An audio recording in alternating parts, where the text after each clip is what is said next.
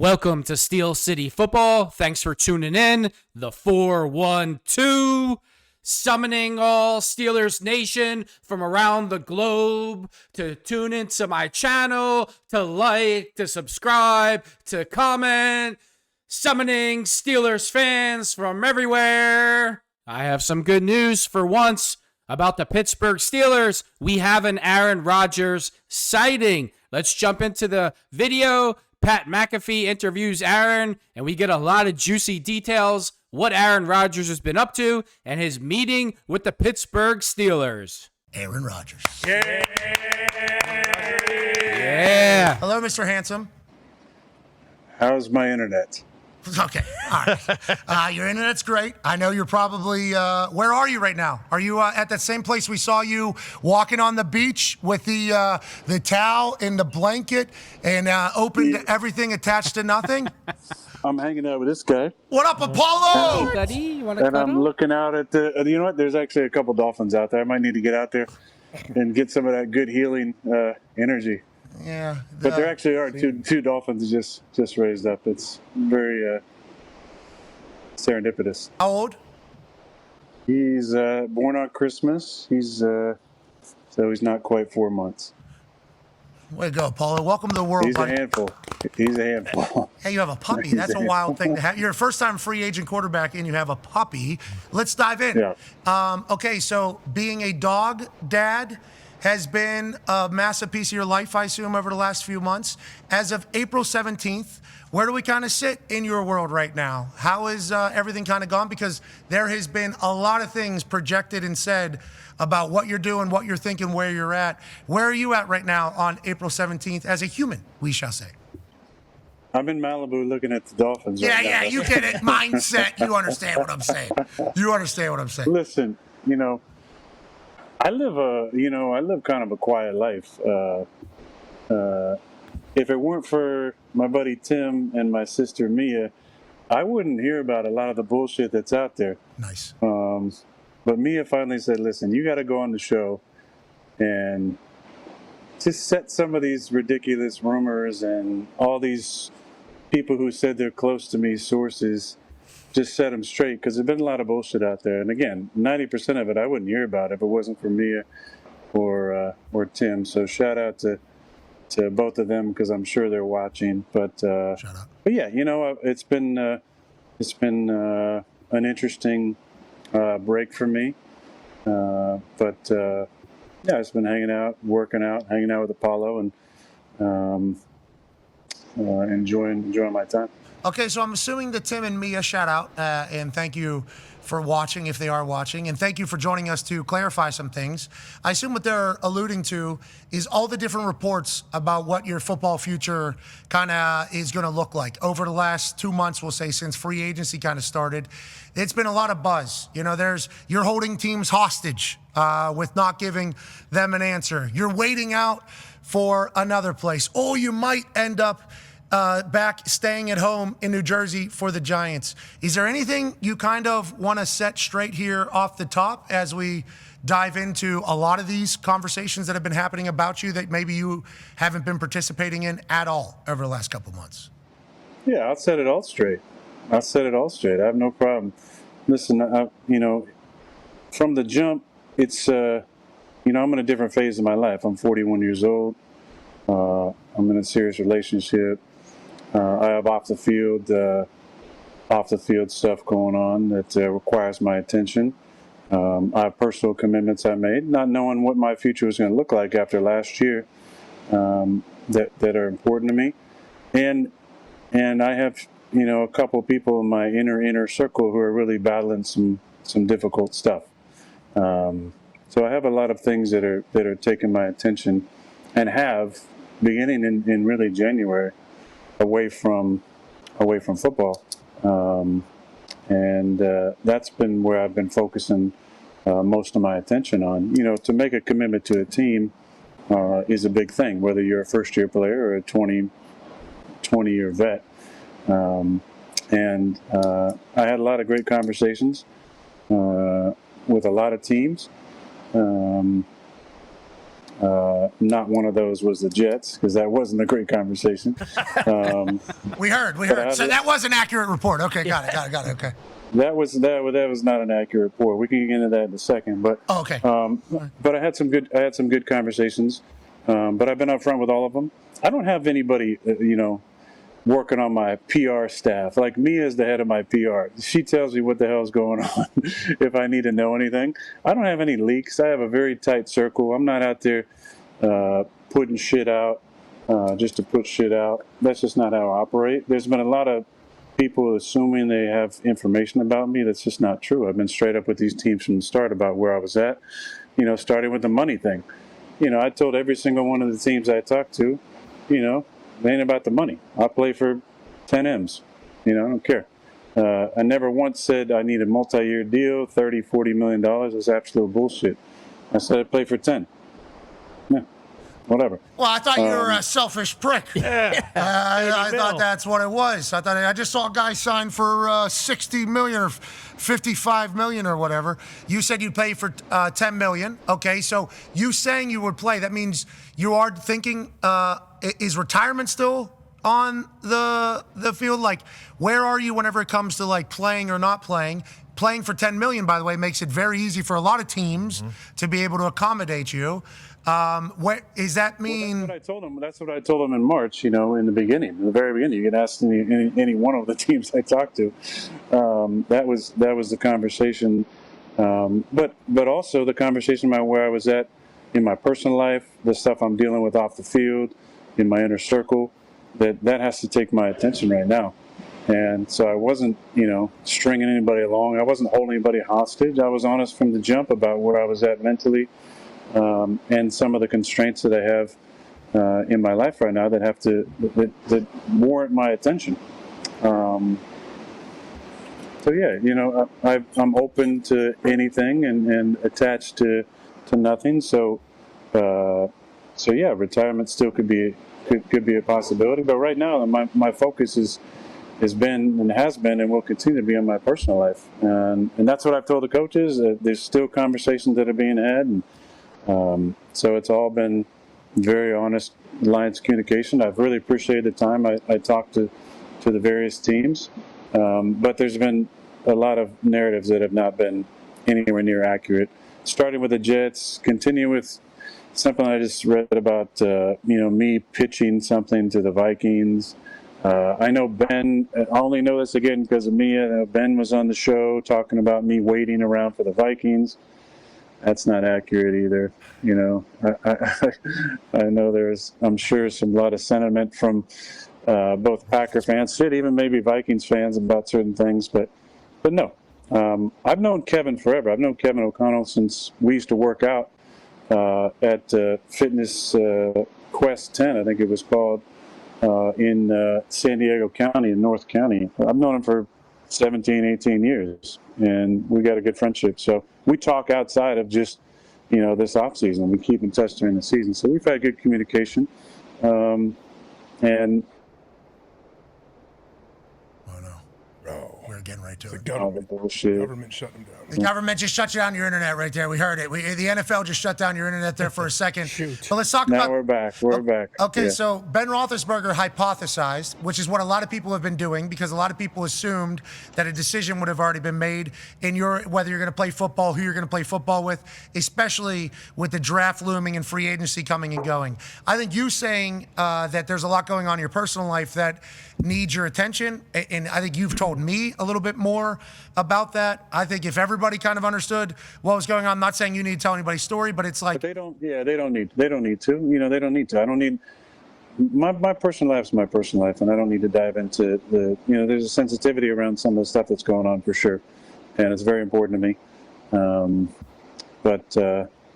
Yeah, I mean, there's a lot of silly narratives out there. I'm sure people are assuming I've been sitting in a hole in the ground contemplating, or maybe down doing ayahuasca somewhere. I actually haven't done any of that. Nothing's on the horizon. Haven't been doing any of that. I don't know. Yeah, I don't know if I point. clap or not. He likes Yeah, it. because it sounds like mentally Yeah. you don't need it. Because remember, we only did those things whenever we were trying to find clarity. Yeah, medicine. We're trying to figure Okay. things out. So that's a good thing, I think. Don't need the meds. But if you were doing it, we would let you know. We probably would say, I still "Good have for you, it. Yeah. good for you." Yeah, we'd be happy for you, regardless. There, but yes, I think my next time I do that, I'm gonna have to take AJ down there because he needs some serious help. Mother Ayahuasca. He actually has a question for you, Aaron. Yeah, you mentioned the Jets earlier. We can get back to the ayahuasca situation later, but you mentioned the Jets. What was that meeting like? We heard, isn't that where they said, hey, you can't come on Pat McAfee No, show? but that was debunked I always think that Aaron thinks that he's too uptight, and so he needs help. later. Oh, but- of course. But I'm saying, how was that meeting? You mentioned, we'll get back to this. Sounds like you want to talk about it. What was it? Well, maybe that was hypothesized as something that was going to be part of a conversation. Is the internet good? Are we good here? yeah, you're good. You're good. I'm sure they're trying to shut this part down, but listen. That was an interesting 2 years to say the least. But I figured that when I flew across country on my own dime, that there was going to be a conversation. And the confusing thing to me, and the strange thing was, when I went out there, I meet with the coach. We start talking. Oh no. Oh, boy. See, they don't want this. They don't want. Yeah, this no, out you're back. there You're right back. now. You're back. They You're don't back. You're want back. this out there. They don't want this out there right now. You're back. So where did I leave you there? You meet with the coach. You meet with the coach.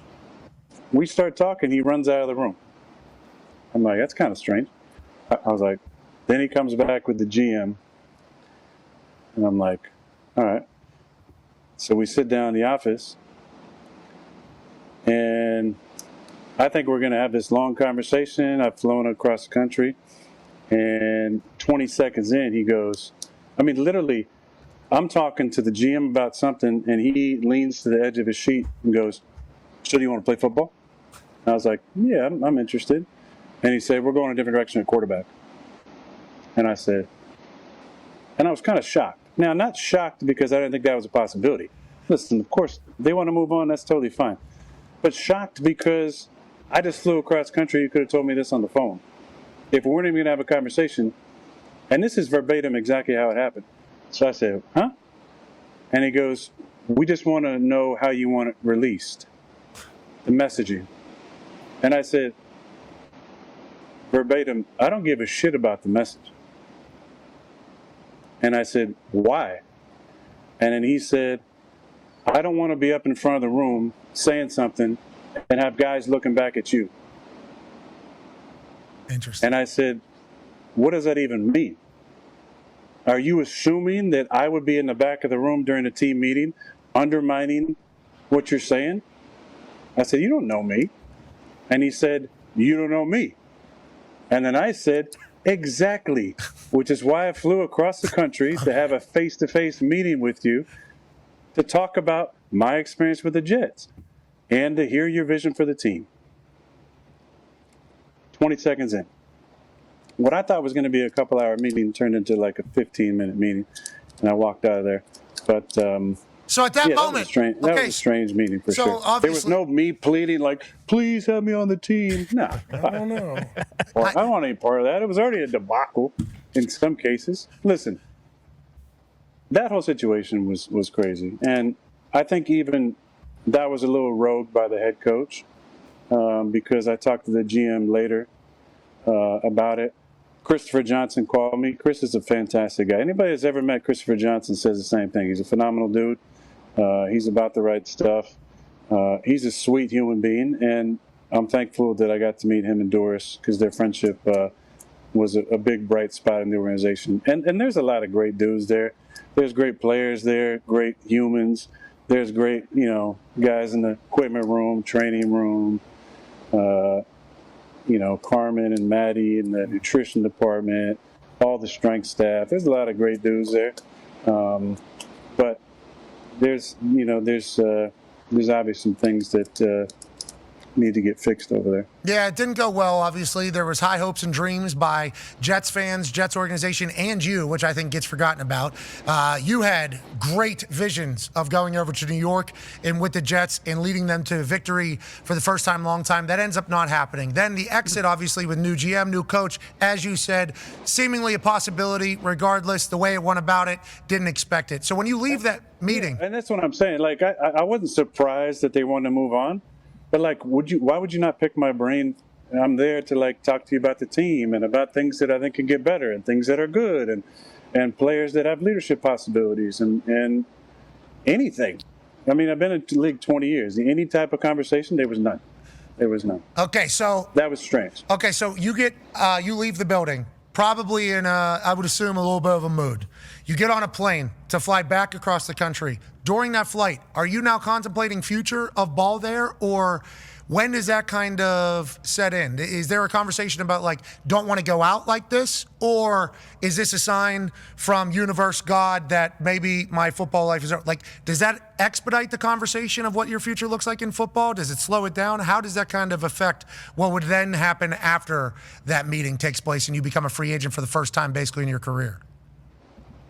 Well, first of all, I told my pilots, hey, have a good night, have some beers. This is going to be a long meeting. Sure, we might even have dinner. I don't know what's going to happen. It's going to be a good, I'm excited about this meeting. So walking out of there, 25 minutes, this was like 40 minutes because I saw Vito and Gus in the training room. I saw Dave Zuffalato, awesome trainer there. Got to talk to him. So I was there maybe about 40 minutes at one Jets drive. Then I drove home, had some conversations with some people there, including Christopher. But the next day when I left, I was just thinking, hey, that's the closing of that chapter. There's so many beautiful things about the 2 years that I had there. Obviously, most of them off the field, but no, I wasn't upset about it. I was surprised. I felt like there wasn't an ample amount of respect in that meeting. I guess I shouldn't have been surprised based on some of the things I saw over the 2 years, but I am thankful for my time with the Jets. I'm disappointed it didn't work out better on the field, but it didn't dampen anything. I just thought, okay, well, now I have a chance to talk to other teams and see what's out there, and then also time to contemplate my own future. Okay, so let's talk about the other teams that were potentially available. I rattled them off earlier, but we didn't really dive into them. You've been linked to a lot of teams, a lot of conversations. Now, I don't think anybody has said that you have told all of these teams, like, hey, right now there's a lot going on in my personal life, a lot going on. Very serious things with people that I care a lot about, so I am not in a position to make a decision. I assume because you didn't want to go to a team as a quarterback and everything, and then have to miss some time, which is what ended up happening last year with the Jets when you went to 98% of the OTAs and then you missed a weekend and everybody made a big deal out of it. So I appreciate us learning that you were up front with all of these teams. But these teams became very pronounced, seemingly, unless there was a wild card team behind the scenes that we don't know about. Giants. You and the Giants went down the road and chit-chatted a little bit. And did you contemplate playing for the New York Football Giants? And then Vikings, Steelers, I don't know how many other the Saints kind of just got in there. You don't have to lay out all of them, but have you talked to all of those teams? And what was it like being a free agent for the first time while chatting with these squads? Yeah, it was interesting for sure. I'd never had that experience before. I'm not going to get into specifics about every team that I talked to, but it was a few teams. There were a lot of teams I saw mentioned that I had absolutely zero contact with. I would say I did talk to Brian Daboll and had great conversation with him. Really enjoyed him a lot. I think he's a lot of fun to talk to and has a beautiful football mind. Him and Josh. He had Josh in Buffalo. Josh is one of my closest friends in the league, and I just enjoyed the conversations. He's a really bright football mind. But yeah, there were some other teams that I talked to. Like I already mentioned, KOC is a buddy of mine, and we talk during the season. So it was a cool experience. Obviously, I went out to Pittsburgh and tried to do that as quietly as possible. a lot of people think that I'm desperate for attention, even though I haven't talked to you or anybody else in 3 months. But I did fly into a different airport, not the downtown. I'll tell you what I did secretly. I flew into a different airport. I got a Malibu rental car, drove the Malibu rental car to the facility, to the backside practice field, got let in the practice field, and then somebody in the building must have said something. And when I came out, there was like some cameras that were pointed, but there ain't no way they thought, this dude is not going to be in a Malibu right now. He's not going to be in a Malibu rental car, is he? So I kind of drove by him. They had like a really long lens I was seeing, and Mia did a deep dive to see if anybody got a picture, and there was one person who had a picture, and it didn't go anywhere, of me in the Malibu. But that was fun to kind of sneak in, sneak out. But yeah, I mean, listen, I've talked to Mike Tomlin. He's more than I even thought from afar, as far as the type of person that he is. I have a lot of respect for what he's accomplished in the league. Arthur Smith, you guys have had Art on the show many times. Love him. I mean, talk about a guy that doesn't need to work. Doesn't need to work. But he's a grinder. We've had a friendship for a couple of years now, and I just like what he's all about. I like when he's on your show. And the quarterback coach is actually a guy named Tom Arth. Tom Arth was in the quarterback room with me in 2006 in Green Bay in the off season. The first off season I ever did, went through the Mike McCarthy quarterback school. It was me and Tom Arth and Tom Clements. And thankfully I had Tom Arth, because those were crazy ass workouts that were really hard. And Tom, we gave each other some breathers here and there, but yeah, great dude. So it was nice to go into the city. I'd never really spent any time in Pittsburgh other than the few times we played there. But yeah, I've enjoyed talking to Mike. So what are you doing there? You're doing due diligence on the people and just trying to, do they invite you, obviously, to come maybe learn a little bit more about you? How does that kind of come about, you flying to probably the Beaver County Airport or Butler County Airport, hopping into Malibu, pulling in the back? I'm not going to tell you what airport we flew into, because it was great in and out, man. There was like it wasn't even. It's always like that. It was. It's easy. That's Pittsburgh, baby. There. Pittsburgh's easy. Don't worry about the traffic. Don't worry about that. I mean, Pittsburgh's good. But how did that come about? You guys just kind of wanted to see each other, kind of meet each other? Because if you were up front with them, was saying, hey, right now, off season, a lot going on. Lot that is kind of taking my attention. And I assume they understand, especially if they learned what it was. There was just like, we should at least do some due diligence for each other. Is that kind of how that comes about with you traveling to Pittsburgh?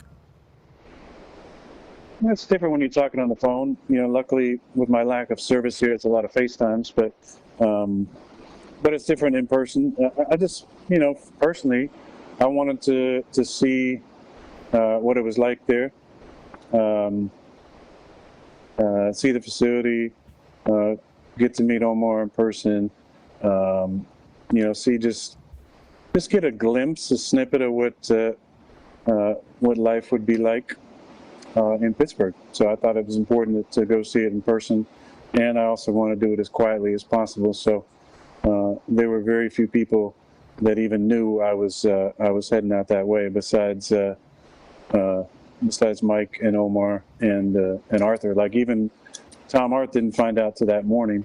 And I've known Tom forever. I got to reconnect with him last year on the field. I hadn't seen him like in person in probably like 19 years.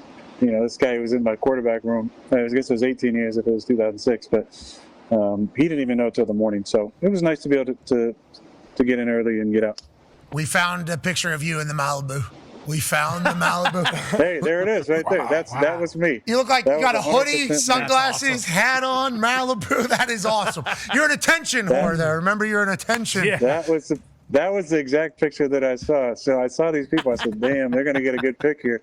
At least I got my SR hat on. Shout out to Mike. But But yeah, that pick never went anywhere. So now, obviously, that's there it is. I mean, everybody knew I was there at that point. But yeah, that's me driving to Malibu. Right I want to let you know the people of Pittsburgh will respect the fact you're driving around in a boo, brother. I'm going to let you know that now. Let's stay in Pittsburgh. AP Tone has a question for you. Yeah, not me necessarily, Aaron, but there's going to be a lot of Steelers fans who want to know if you are still in contact with the team, and if they gave you a deadline, because there's a lot of people in Pittsburgh talking about deadline. They need to have you before the draft. They need to have you before minicamp, whatever, OTAs. Are you still in contact with them? Did they give you a deadline, or did they say, hey, you know what, take your time, deal with what you have to do personally, and then just let us know? Listen, this entire time, I haven't felt like I owed anybody some sort of decision at any point. This is my life. Like I said, things are different now. My life is different. My personal life is different. I have stuff in the inner circle that, I'm intimately close to, that it's really important to me. And I've been upfront with them about that and said, listen, if you need to move on, if you need to do something, by all means, like nothing but love and respect, if that's a decision that needs to be made. But there's been no deadline, and yeah, I've talked to Mike T many times. Okay, so you're still in contact with the Pittsburgh Steelers. Feels like the trip went well. You're dealing with stuff in your life right now. Steelers seemingly understand that. Didn't want to out you, because I assume there's a lot of times where Steelers, because they're getting questioned a lot by the Steelers fans.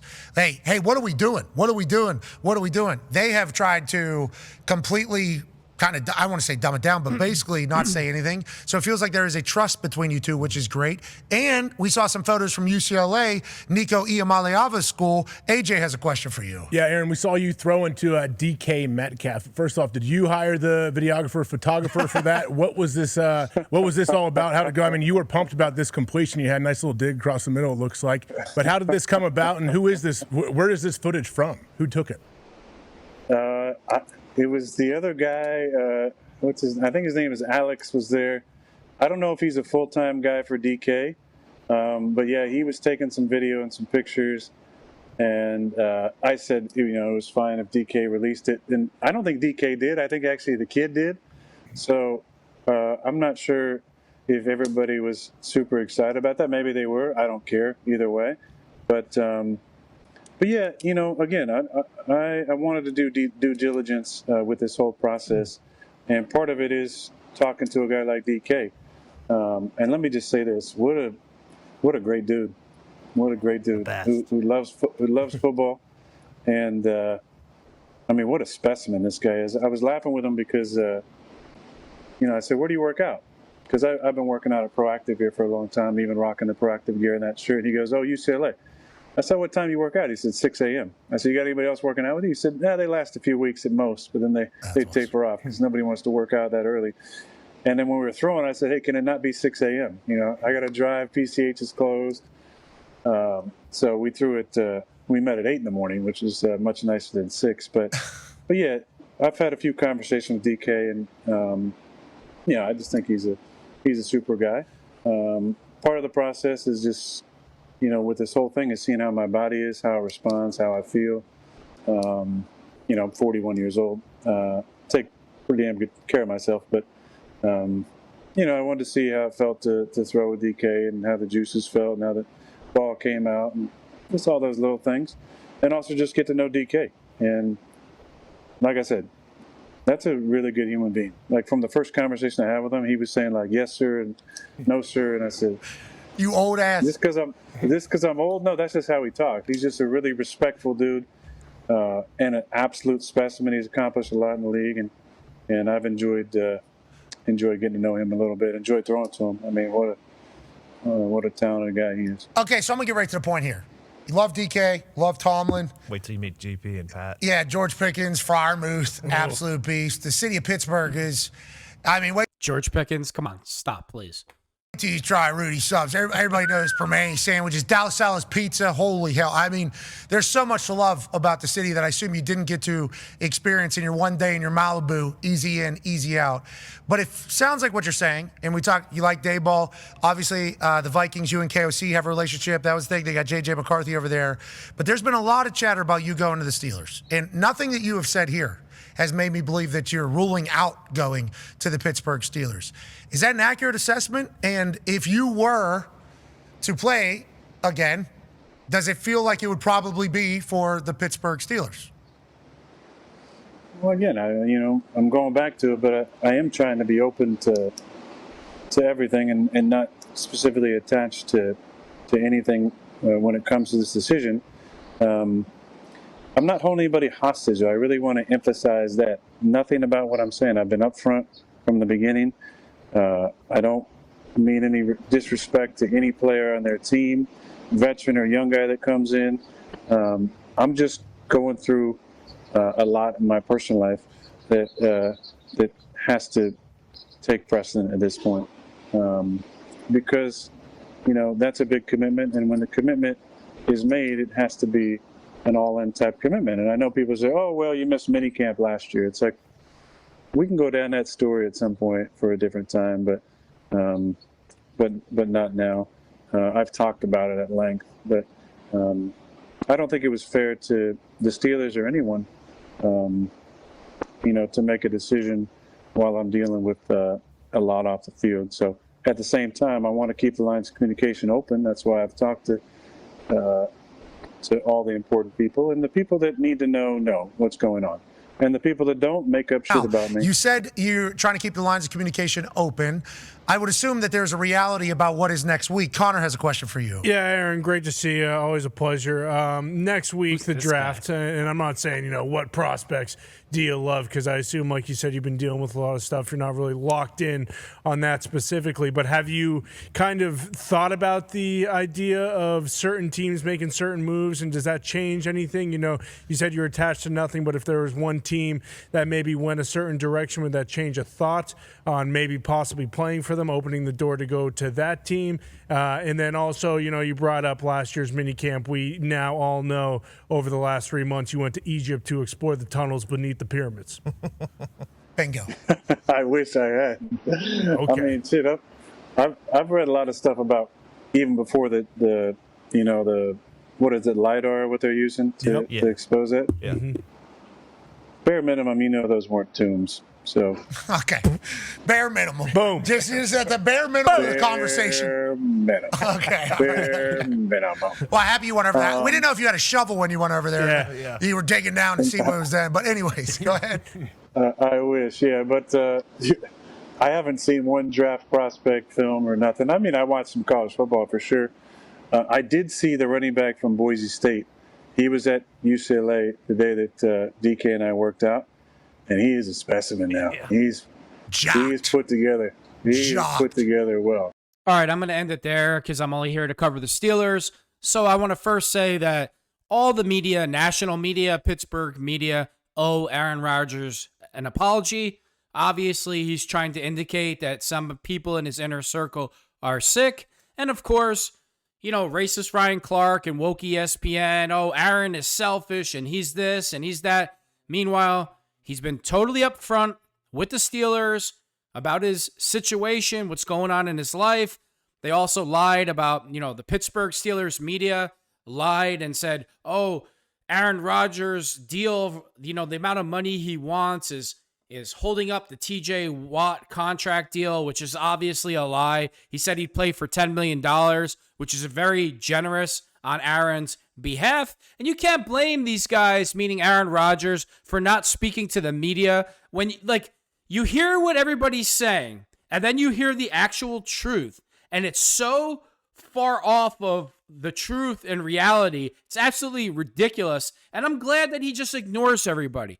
You can't, as a so-called journalist or covering teams, just make stuff up because you have nothing to talk about. Nothing. You can't just make it up. And that's what a lot of Pittsburgh media and the national media was doing. And they don't say, well, this could be a hypothetically. He could be doing this. He could be doing that. They're saying, behind the scenes, the sources are saying that Aaron Rodgers' contract with the Steelers is holding up the TJ Watt deal. And that's a lie. It's just a bold lie.